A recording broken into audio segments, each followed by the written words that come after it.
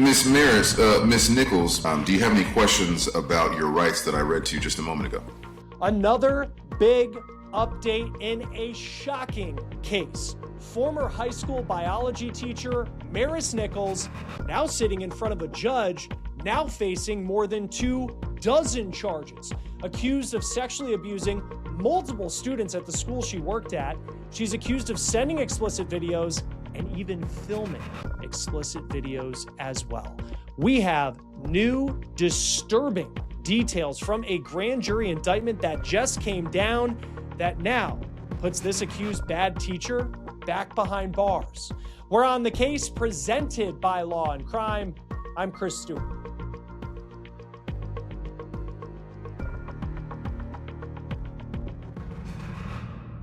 Wow, yet another development, seems like a new one every single day this week, involving a case that just keeps getting more disturbing by the day. A former Douglas County, Georgia biology teacher, already accused of having sex with multiple students, sending explicit videos to students, and even filming it all, is now facing nearly 36 charges. A grand jury just handed down a 27-count indictment, and we have obtained the documents laying it all out in stunning detail of what prosecutors say Maris Nichols did to at least 7 students.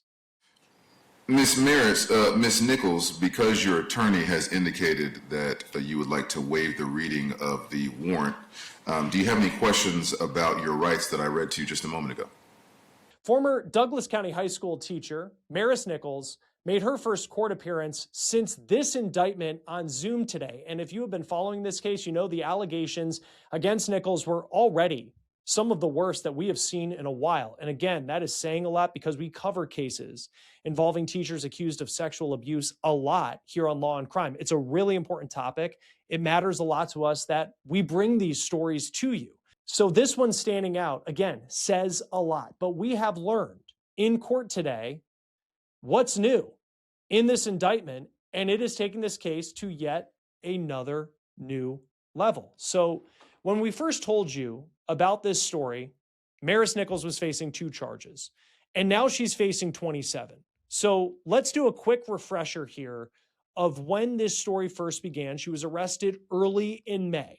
So Maris Nichols worked as a biology teacher, and she was actually the head of the department at Alexander High School, which is in Douglasville, Georgia. It's about a half hour, a little more than that, outside of Atlanta.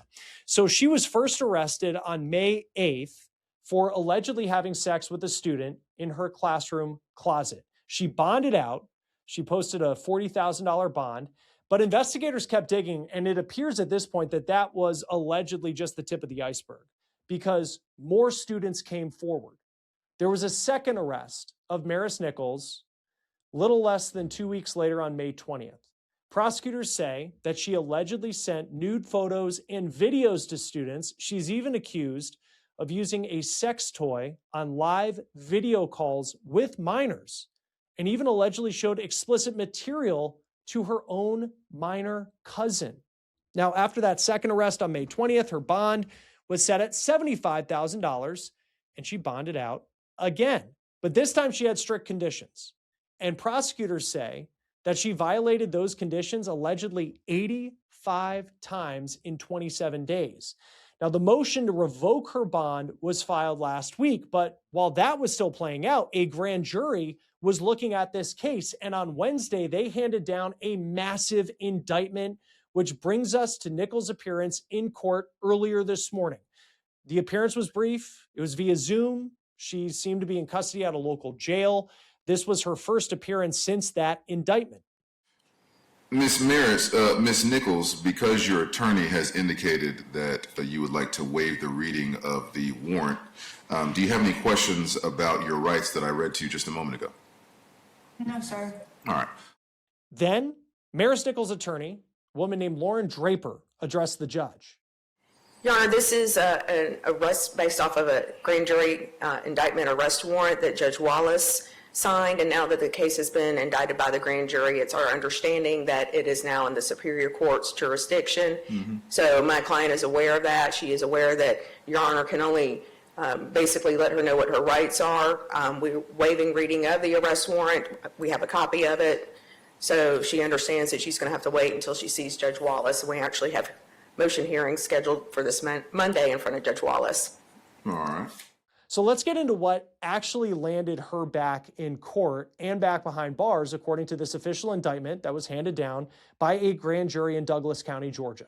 So Maris Nichols is now facing 8 counts of sexual contact by an employee or agent in the first degree. And that is the charge for engaging allegedly in sexual intercourse or explicit sexual conduct with students she had authority over. And the alleged locations, frankly, are just as disturbing as the acts themselves. Prosecutors say that she had sex allegedly with a student in her classroom closet. Another incident allegedly took place in the back seat of a black Hummer, which she owns. And another was in the back of a student's truck at a golf course.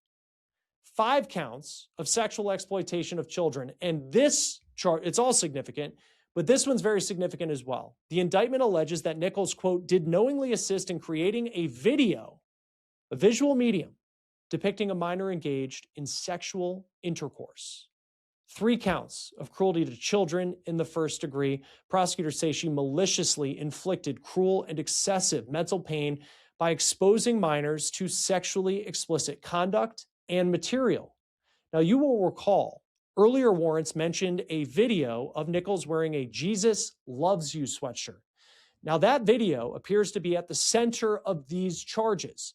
3 counts of grooming a minor. Prosecutors say she engaged in a pattern of conduct over many months to allegedly prepare, persuade, and coerce these students to engage in sexual offenses. 4 counts of electronically furnishing obscene material to minors. She is accused of sending nude photographs of herself via electronic devices to her minor students, including videos of herself with sex toys. And one of those counts involves her own cousin, who's a minor. Now, she's also facing a count of child molestation, and that involves an immoral or indecent act with a child under the age of 16. 1 count of criminal attempt to commit tampering with evidence, and this one's crucial. Prosecutors say she directed one alleged victim to delete text messages and photographs from his phone to prevent her apprehension. An arrest warrant we obtained spells it out. Nichols told this alleged victim to, quote, delete everything off his phone and to lie if he was questioned about the crime of child molestation, of which he was the victim. 2 counts of criminal attempt to commit sexual contact by an employee or agent in the first degree. And the indictment alleges Nichols messaged or propositioned another student attempting to engage in sexual conduct with him. Now, there's one more detail in these documents that is worth noting. Throughout the investigation, detectives referenced claims that students may have been trying to blackmail Nichols by threatening to expose an alleged OnlyFans account in exchange for better grades. The indictment does not mention OnlyFans directly, but search warrants show investigators sought records from that platform, including account information and earnings data. Now, that part of the investigation is clearly ongoing. So when you add all of it up, at this point, 27 counts, at least 7 alleged victims, incidents that allegedly happened at school, in her car, at a golf course, and even in her own home. And now, jail records show that she was booked into Douglas County Jail, and that is where she is being held without bond. But she is due back in court on Monday for another hearing, and that was originally scheduled to be a bond hearing after prosecutors brought up what they say was 85 times she allegedly violated her bond. We'll see what this means for this case going forward as this investigation is ongoing. Join us now to talk more about another development in this case is Dan Shore, former sex crimes prosecutor. Always great to have you here on Law and Crime. You know, we unfortunately have talked about a lot of cases involving teachers who sexually abuse students or accused of sexually abusing students. Maris Nichols, though, I can't remember a time that we had so many alleged victims in a case. Just as someone who has prosecuted cases like this, like what sticks out to you about her at this point as a defendant in this case?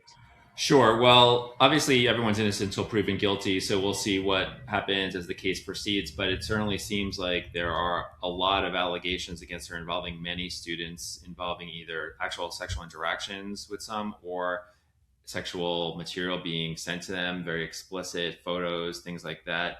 And makes you wonder a few things. I mean, one, if it's so widespread, it seems like a very reckless thing to do, even putting aside the morality problem of having sexual interactions with someone who's underage. Someone you think would recognize that eventually you're going to be caught if you're engaging in misconduct with so many people. And that seems to be what happened, because students talk, they're going to talk to each other. And if someone's sharing explicit material with so many people and engaging in sexual interactions, I think it's reasonable to think that eventually law enforcement or school authorities are going to find out, and they'll go to law enforcement.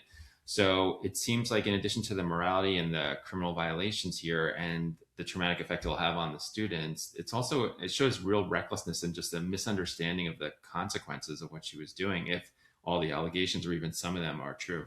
Right. Because, and I think that's a good point too, because I was thinking when she was first arrested back like in the first week of May, she was accused of having sex with a student twice. And so there was one alleged victim. And I feel like in a lot of cases we talk about, like, we see people go to prison for a long time just facing that particular allegation. How does the fact and I know we're a long way away from any sort of punishment or anything like that, but when you have 7 victims, like we do in this case, allegedly, the number just went from 6 to 7, like, what's the type of punishment she potentially could be looking at here? Well, you're looking at substantial prison time, because if someone's convicted with more than one victim, or even more than one count with the same victim, you can get either concurrent time. Concurrent time means you serve all the sentences together at the same time, or consecutive time, which means that if you get a certain prison sentence for each count or with each victim, they could be one after another after another. And with child sex abuse cases, judges tend to give consecutive time. So if you're talking about 7 victims, and if she's convicted for all 7, a judge may give 7 different prison sentences that follow one after another after another. The feeling from judges, I think correctly, is if you did concurrently, it's almost like saying, well, if you are sexually exploiting one person, you can sexually exploit all the others without any additional consequence. So that's why consecutive time is often given in those cases. So she could be facing decades in prison. A lot of these cases, most cases, are resolved via plea bargain. So we'll see what happens with that. She might be able to get some reduced sentence, but I can't imagine a plea avoiding some kind of incarceratory sentence based on the number of victims and the nature of the contact. And it's just like the sheer volume that we're dealing with in this case, not just with the number of alleged victims, which is horrific, but then also she was granted bond twice. And over the course of 27 days, she's accused of violating that bond 85 times. What do you make of, first, she got a $40,000 bond when she was first arrested, and that was with one alleged victim. Then there were a total of 6 alleged victims. The second time, roughly a week, 2 weeks later, that she was arrested.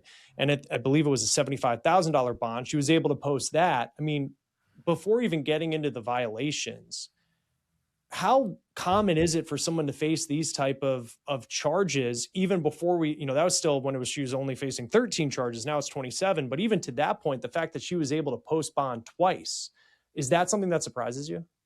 It doesn't surprise me, because usually judges, first of all, the bond, it's not inconsequential. It was a decently significant amount of money. It's not millions of dollars, but it is something. And judges generally are evaluating whether someone will appear in court, and when they're assessing what amount to give for the bond. Is someone a flight risk? Are they potentially going to run away? And if not, and if they don't have a criminal record, usually some bond is granted to people. You usually don't see someone held without bond unless they are a significant flight risk or extremely dangerous in a violent way. And often judges will say, okay, we'll set the bond, but we're going to have restrictions on where you go to try to mitigate any concern of you harming others while you're out pending the court case. That's why the violations of that bond condition are so serious, because judges give bonds to defendants with the hope that they're going to return to court and they're not going to be interacting with people that would be problematic. Here, she was restricted from going to a lot of locations where she might interact with underage people. She was restricted from engaging in any contact with children except her own child. And if she violated those conditions, then that is an extremely serious thing that judges do not like.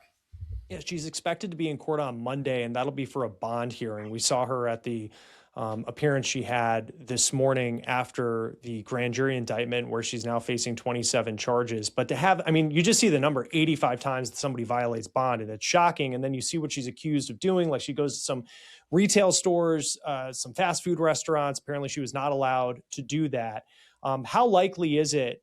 Because, and I'm not defending her by any means, I want to be clear, but it's like she did not, to my understanding, she's not accused of like contacting a witness. She's not accused of trying to intimidate a witness or any of that, but she certainly violated some of the conditions that were laid down. Like, how does the court look at that? If, I mean, I don't know if her defense could argue like a misunderstanding, but I mean, knowing 85 times is a lot, but then at the same time, it's not like she was knocking, apparently, and I'm again not defending, but like let's just say she wasn't like knocking on the door of an alleged victim in this case.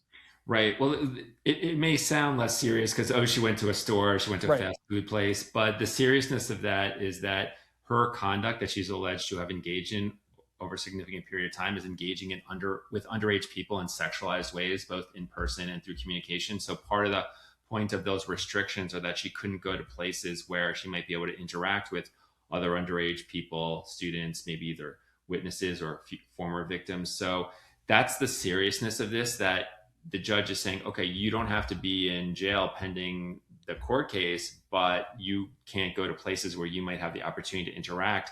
And she's not being monitored in terms of who she interacts with. So we really don't know.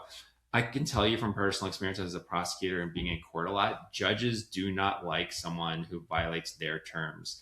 Judges hate that. It's one thing for someone to break the law, but judges almost, the real world, I think, is they take it personally if a judge says to someone, do not do this in court, and then they do that anyway. And usually there's a harsh consequence to that. And that harsh consequence may be revoking her bond. She may lose what she put up for the bond financially, and she might be in jail pending the rest of this case. That I've seen that happen in other cases. Another alternative is to increase the amount of the bond. That could happen too.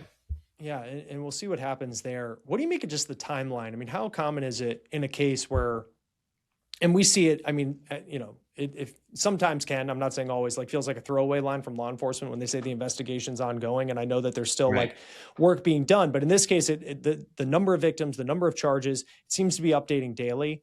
Like how often is it that, okay, you make this arrest and then suddenly the door opens and you're finding more victims, and you're finding, especially at the pace at which this one seems to be going? It is common in cases where there are a lot of victims, because it's very, very common for especially underage students, if they are involved in an inappropriate situation that's sexually explicit, many of them don't want to go public. They're embarrassed. They're worried no one will believe them. Who will believe me against this teacher? They're worried about retaliation. So often once one of these accounts is public, then other people feel emboldened to tell their story. So they may say, oh, okay, I was experiencing this too. Now I know it's safe to say that. On the flip side, sometimes you have people come out with stories that are not true because they've heard other people say they were victimized and they think they might gain some benefit from also giving their story. So that's why law enforcement has to not just take every story at face value, but vet everyone individually. So if someone says, we had interactions, we had communication, they want to say, okay, what is the evidence of that communication? When did you interact? How did you interact? Who did you tell about it? So there is a lot of ongoing investigation in matters like this, but it's very common that one time someone reports something leads to many other people feeling emboldened to tell their story in a way that they didn't before. Seems like there's some digital evidence, allegedly in this case, that prosecutors have, including some very incriminating videos that she allegedly sent to students. I feel like in other cases we've seen, you know, it's sometimes, you know, we'll see a child sex abuse material charge because you have the victim allegedly sending a video to, you know, the suspect, the defendant. You know, in this case, it's her allegedly sending videos to the students. Just what do you make of, like, it doesn't seem like, if all of this is true, like it feels like a story that was kind of hiding in plain sight because things were just being sent out from her to so many people, if all of this is true. Right. And there's a lot of cases that tragically with sex abuse, in hindsight, we say, oh, it was really hiding in plain sight, that people knew about it, people were talking about it, people had information, but people are often reticent to report these things, to go to authorities, either because of mistrust of authorities or a feeling of there's going to be misplaced self-blame, fears of retaliation. So we do see that a lot, unfortunately, where people don't go public. But as I was saying before, from her perspective, she should have recognized that if it's true that she was interacting in these sexually explicit ways with so many underage students, that eventually someone's going to report it. It's just not realistic to think that so many people would keep this as a secret just forever. And that was very reckless on her part. I'm sure there's mental health considerations that are at issue that don't necessarily mitigate the seriousness of what she did, but this is obviously not a well-adjusted person who does something like this. Yeah, how does mental health factor into this? Because clearly you look at the allegations, you look at just how brazen she was in allegedly violating the terms of her condition, like really not caring one way or another. Like, I mean, you look at it and you say to yourself, like, something is wrong with this person if all of this is true. But then at the same time, we see in certain other crimes where there's like an insanity defense. Like, how does mental health factor into how these cases are prosecuted? Sure. Well, with insanity defenses, the core of an insanity defense is that you don't know and appreciate what you're doing at the time. So that cannot be used generally in a sex abuse case, because if someone's engaging in sexual interaction, sending a very explicit, specific photo or video or having sex, the person's aware of what they're doing. Insanity, the classic insanity defense example in law school is someone chokes someone to death but thinks they're squeezing an orange. They don't recognize what they're doing. So that's not going to be successful here. In terms of mental health, I would say anyone engaging in sexual interactions with someone who's underage has mental health issues, and that doesn't mitigate what they did. Maybe they can make an argument for sentencing to mitigate the sentence they get, but in terms of the elements of the crimes that they're accused of violating, it really is not going to help them at all. And then when it comes to this OnlyFans, and it's unclear whether that's true, the recent indictment doesn't mention it, but there was a story that came out and the local media kind of focused on it in Atlanta because a search warrant had mentioned that she allegedly had an OnlyFans, and you had students that actually knew about it, and then they were using it as leverage and almost blackmail against her. Is that something that could be a mitigating factor that the defense could use? That, like, yes, she is accused of doing all these terrible things to students. And again, this isn't an argument I'm making, but it's one where you look at where the defense could argue whatever situation she was in, she was the victim of this blackmail plot by students at the school. Well, first of all, that is a really serious charge. And if students were doing that, if they were trying to blackmail her, then law enforcement should prosecute those students for doing that. That's absolutely a serious criminal offense. And on the flip side of that, for her, I don't see it as a mitigating factor at all. Certainly, she would be that victim in a separate prosecution. That's a serious prosecution. But in terms of whether that mitigates the fact that she was engaging in wrongful acts, that doesn't help her in a criminal defense. Maybe she could get some sympathy from a jury. Maybe some judge will feel sympathetic and give her a little bit of a lighter sentence. But it doesn't change the fact that if she did engage in sexual interactions with underage people, that's having been blackmailed about that is not going to help her, I think. But this is serious and it should be prosecuted separately.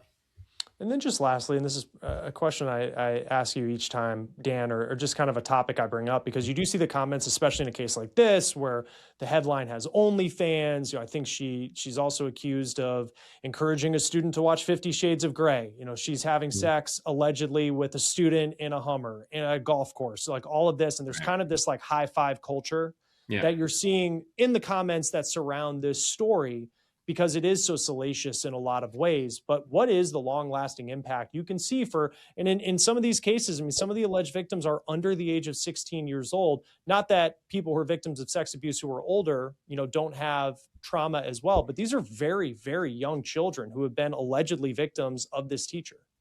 Right. And there is a heightened consequence when someone is underage. As you said, adults definitely have trauma from sex abuse that lasts their lives. But when someone's underage and they haven't formulated their own being in terms of understanding relationships and sexual interactions, and this is a formative experience for them about interacting with someone in that way, and that really can just stunt them from growing for the rest of their life in terms of how they do have relationships, both sexual and non-sexual. And I've seen that in the accounts of many adults who were sexually abused as children, how they were never able to have a healthy development the way most people do to learn about these things and interact with people. And that is across gender lines. So as you alluded to before, a lot of people think, oh, well, it's a teacher who's a female, or it's an employee of a school who's a female. It's underage students who are male.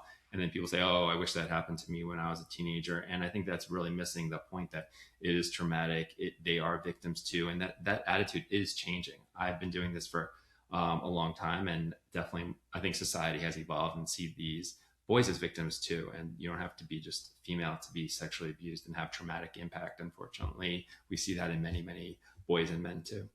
Yeah, it's just a really tough case. We'll see what happens next. I mean, again, she's going to be in court on Monday. We'll see if I believe she's in custody right now, but what long-term things look like for her related to bond and the charges she faces. Dan Shore, former sex crimes prosecutor. Always great to have you on Law and Crime. You write about these issues as well. Where can people find your work? Sure. So my latest novel is called Open Bar, and it is about sex abuse of underage people at a school. People can find that on Amazon or anywhere books are sold, and they can find me on Substack for more information. All right, Dan, appreciate your time. Thank you. It's great to talk to you. That will do it for On the Case, presented by Law and Crime. Subscribe to us on YouTube and Spotify, and we're also streaming on Peacock. I'm Chris Stewart. We'll see you next time.